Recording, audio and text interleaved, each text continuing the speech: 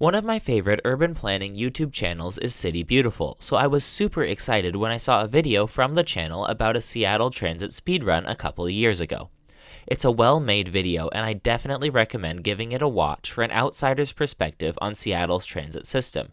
I've linked it down in the description. However, one thing has been on my mind since watching the video: beating the time that Dave set on his run. As a transit-dependent Seattle resident, I figured that beating a time of 3 hours and 58 minutes would be pretty easy. So I went through schedules and found a few ways to shave time off the speedrun and get all 7 modes of Seattle Transit done in as little time as possible. I'm starting off today with the water taxi from West Seattle to downtown Seattle. The water taxi is the fastest and shortest length water-based transit in the Seattle area, taking just 10 to 15 minutes to connect West Seattle and downtown Seattle, making it absolutely perfect for this speedrun.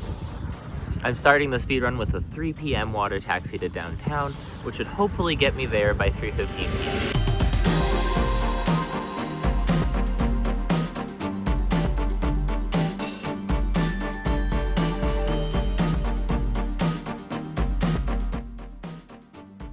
Just as a note, I did do this speedrun with some friends, however, due to some privacy and other concerns that came up after recording the video, I will not be including their names in the video itself. However, you might see their faces at a couple points throughout the video.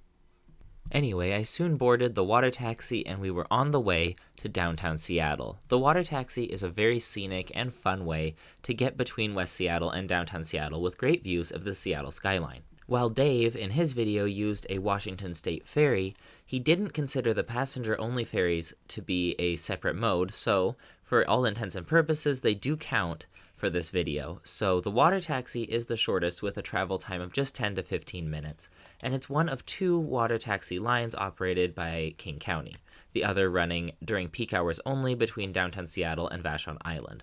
The West Seattle line runs every day of the week with roughly hourly service except during peak hours when it runs every 35 minutes. Okay, so we made it to downtown Seattle, but there is a slight problem, which is that our bus we were trying to take is running super late and will cause us to miss the streetcar. So there might be a local bus we're trying to take and we're running for it right now. So if we catch it, that'll be our second mode out of 7, which is local bus. And I'll show you in a second the bus. Okay, so we missed that local bus. So actually, our second mode is going to be quote-unquote express bus with the RapidRide C line up to Westlake Station in downtown Seattle. I'll tell you more about it once we get on the bus. RapidRide is King County's version of what's called BRT Light service, otherwise known as a fancy local bus that's painted in red, although in our case we got one that was blue. Okay, so we're now on the RapidRide C line up to Westlake Station in downtown Seattle. Our original plan was to take the RapidRide H line, which gets us closer to where we're going next, which is the South Lake Union streetcar, but the C line showed up first and the H line was really delayed, so we're on the C line now. Technically, RapidRide doesn't count as express buses because they don't really skip any stops, but since Dave counted it in his speedrun, we're going to count this in our speedrun today. So here is mode 2 out of 7, express bus. RapidRide lines, while not BRT, are consistently a little bit faster than local service, operate with articulated buses, and have minimum frequencies they have to maintain of 10 minutes at peak times and 15 minutes at off-peak times. Most of them also run overnight, so they do offer a slightly better level of service compared to most local bus routes. Okay, we're in downtown Seattle, and we're running again. We just got off the C line, and now we're trying to make it to the South Lake Union streetcar, which is one of Seattle's 2 streetcar lines, and we'll be riding that up to Denny Way. After a sprint and the streetcar thankfully leaving a couple minutes late, we made it onto our third mode of the day, the Seattle streetcar. So we're just riding this 2 stops up to Westlake and 9th or Denny Way, where we will catch our local bus of the day, Route 8, over to Seattle Center. Seattle has 2 streetcar lines, the South Lake Union line and the First Hill line. The South Lake Union line is the older of the 2, opening in 2007, connecting downtown Seattle with the South Lake Union neighborhood. It's only 1.3 miles long, is pretty slow, and is also duplicated by faster bus service, which is also more frequent, so it gets very low ridership compared to its first hill cousin. However, it can be a fun ride for sure. Okay, so I made a bit of a mistake and we missed our stop on the streetcar.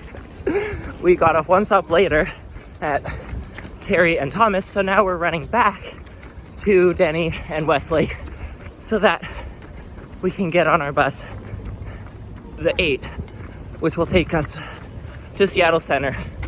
That will be our 4th mode of this run. I'm sorry that this run is turning out to just be videos of me running. Turns out we didn't need to run because the 8 is actually running late, which is very normal for it.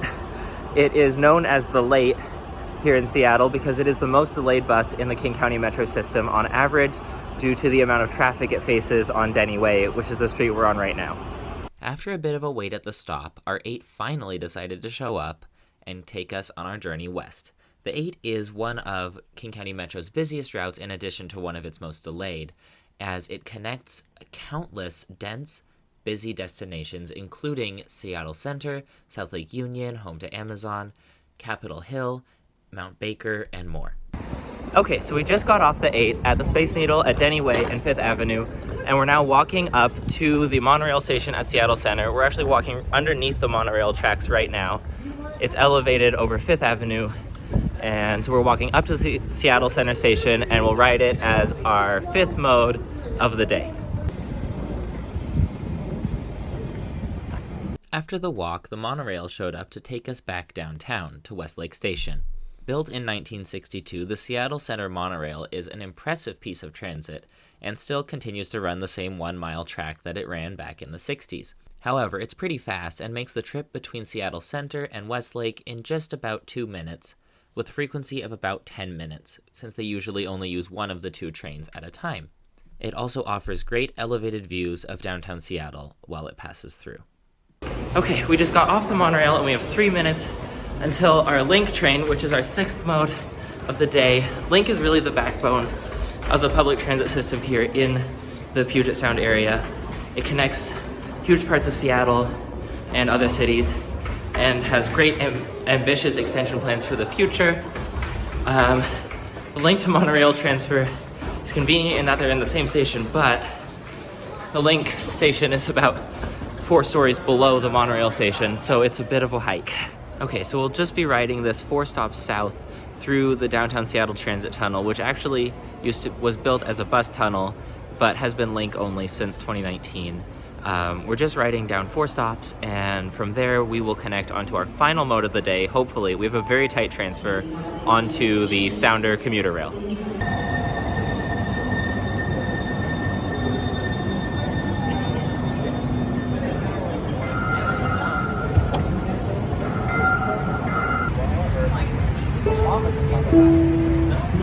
Entering Pioneer Square. Doors to my right.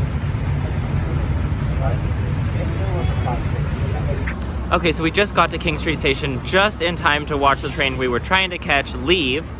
So that's now added 20 minutes to our speedrun time while we wait for the next train southbound towards Lakewood and Tacoma. We'll get on that train and ride it to Tukwila, which is the shortest distance you can take a Sounder train from King Street Station. It'll only be an 18-minute ride, but unfortunately we did lose 20 minutes off of our originally planned time.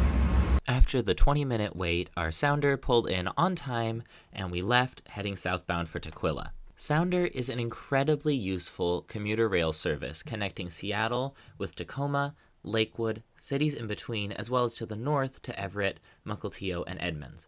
It is fairly well used during rush hours, however, that's also the only time that it runs, with the exception of a few weekend game trains. Sound Transit is making efforts to run Sounder all day on weekdays and potentially also on weekends. However, the BNSF Railway, which owns most of the Sounder tracks, is a major hurdle and has been causing a lot of issues with this effort. So, hopefully, sometime in the near future, we can see more Sounder service. Okay, it is 4:50 p.m., meaning we just completed the speed run in 1 hour and 50 minutes, beating City Beautiful's time of 3 hours and 58 minutes by over 2 hours. Unfortunately, it wasn't quite as fast as we wanted, but it was still pretty good. So thank you for following along today.